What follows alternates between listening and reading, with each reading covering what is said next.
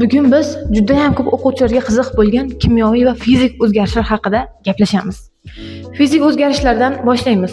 Fizik o'zgarishlarda moddaning shakli, agregat holati o'zgarishi mumkin, lekin moddaning tarkibi o'zgarmasdan qoladi.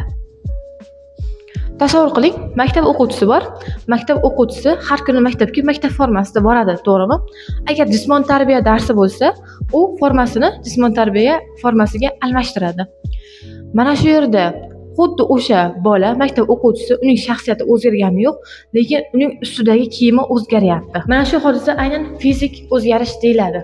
Xuddi o'sha bola, xuddi o'sha shaxsiyat, lekin uning kiyimi boshqacha. Moddalarda ham shunday. Misol uchun biz butun turgan qog'ozni olib yirtsak, u hali ham qog'ozligicha qoladi, lekin uning shakli o'zgaradi. Yoki shishani sindirsak, shisha butun holatda edi, uni sindirsak, u hali ham shisha, faqatgina endi siniq holatdagi shisha. Demak, xulosa qilamiz, fizik o'zgarishlarda modda tarkibi umuman o'zgarmaydi, o'sha moddaligicha qoladi, faqatgina uning shakli yoki agregat holati o'zgarishi mumkin. Keyingi videoda kimyoviy o'zgarishlar haqida gaplashamiz.